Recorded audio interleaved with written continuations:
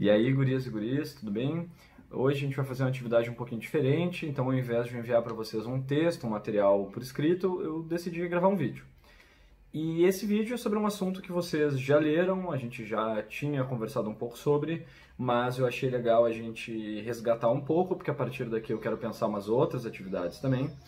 E o assunto desse vídeo é o nascimento da República no Brasil. Então, como a República começou a se consolidar depois da proclamação da República. Então, uma primeira questão é que, embora a República tenha vindo fácil, né, vamos dizer assim, embora tenha sido um processo relativamente sem obstáculos, a proclamação da República, os primeiros anos dela foram bastante conturbados, foram anos bastante difíceis e que tiveram várias disputas internas e questões que vão surgir, que eu quero falar de algumas aqui, tá? Em primeiro lugar, a gente pensar que as elites brasileiras locais, elas buscavam uma república federativa mais ou menos nos moldes dos Estados Unidos, com a autonomia das províncias. Então, tu tinha São Paulo e Minas Gerais, de um lado, defendendo um modelo mais liberal, e o Rio Grande do Sul defendendo um modelo mais positivista. Um ator muito importante nesse processo do nascimento da República é o Exército, né? E para a gente entender o Exército como ator político, a gente tem que pensar que ele não era homogêneo. Em primeiro lugar, existia uma rivalidade entre o Exército e a Marinha. O Exército se vendo como aquele que foi o artífice do novo regime, que foi quem permitiu o surgimento da República, e a Marinha muito mais associada à monarquia, e aí vista com uma certa desconfiança. Mas mesmo dentro do Exército existem divisões.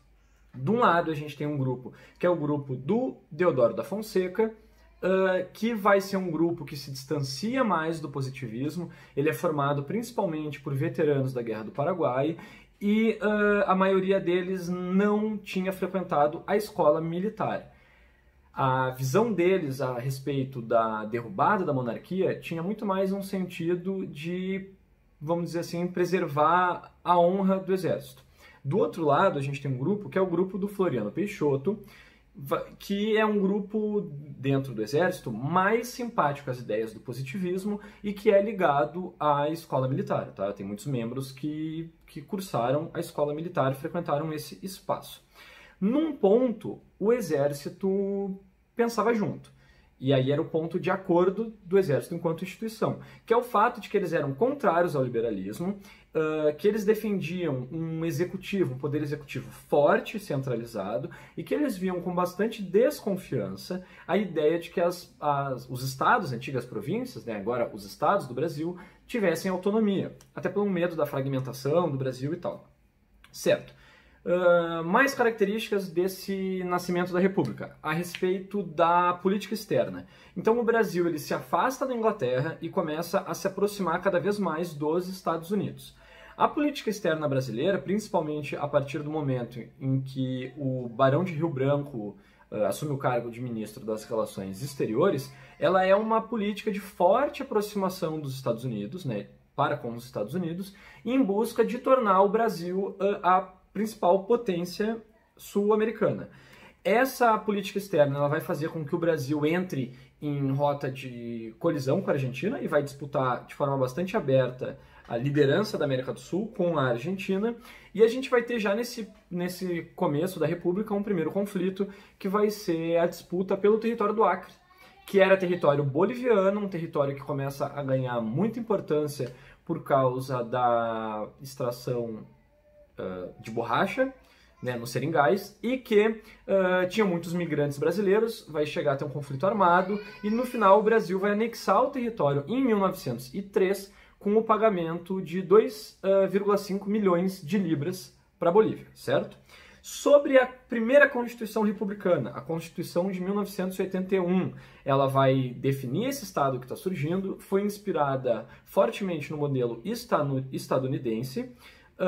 Nela, os estados do Brasil podiam fazer tudo que a Constituição não proibisse, então isso significa que eles podiam contrair empréstimos no exterior, organizar forças militares próprias, cobrar um imposto de exportação em cima dos seus produtos e organizar uma justiça própria.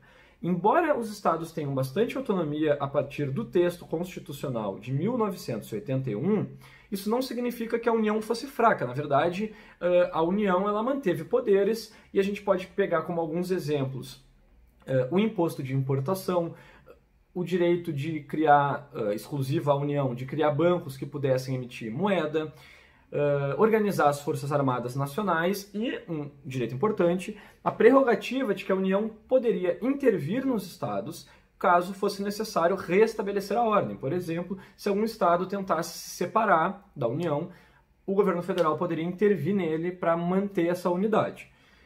Além disso, a Constituição ela previu 3 poderes: o executivo, o legislativo e o judiciário. O chefe do executivo, o presidente, ele seria eleito para um mandato de 4 anos e o legislativo seria bicameral, seria dividido em Câmara dos Deputados, os deputados eleitos para mandatos de 3 anos e o Senado de mandatos de 9 anos. Certo. Além disso, a Constituição previu um sistema presidencialista com autonomia para o presidente nomear os seus ministros e demitir eles. E a questão do voto é interessante porque desapareceu o critério censitário, o critério de renda para poder votar.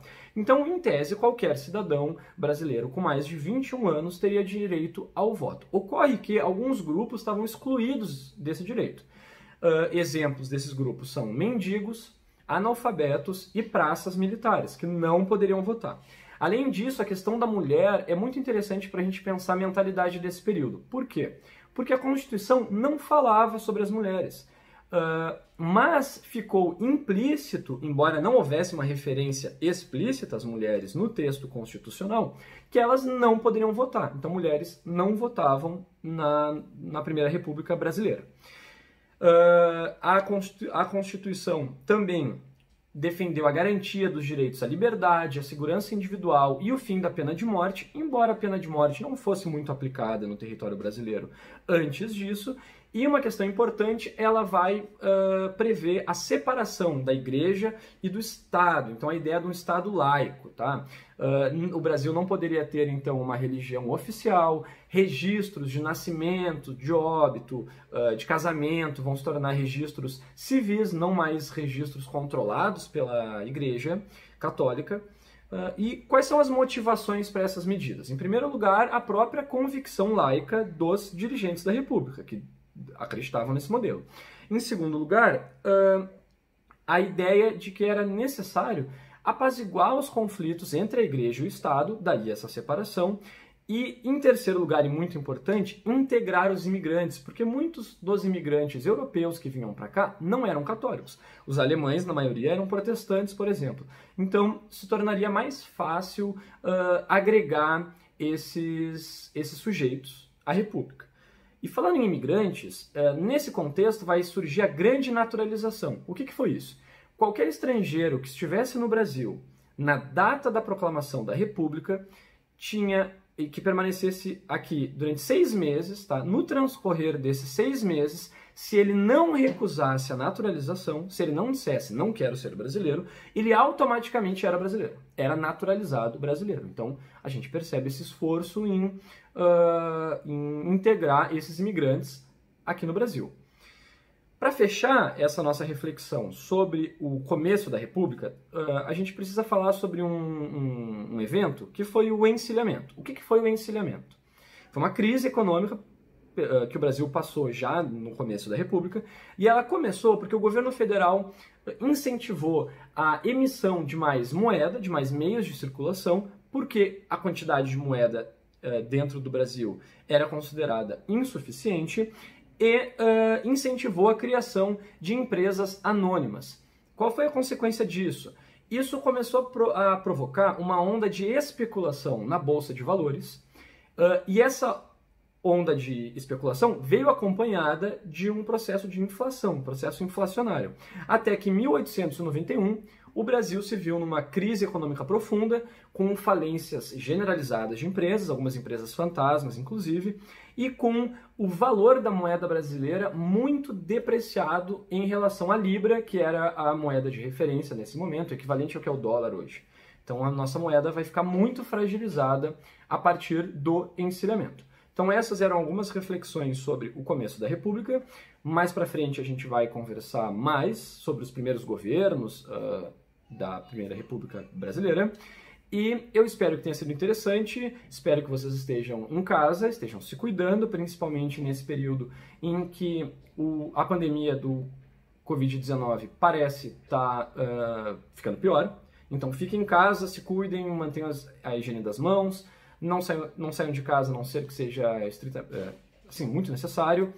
E por enquanto é isso. Tchau, gente, e até a próxima.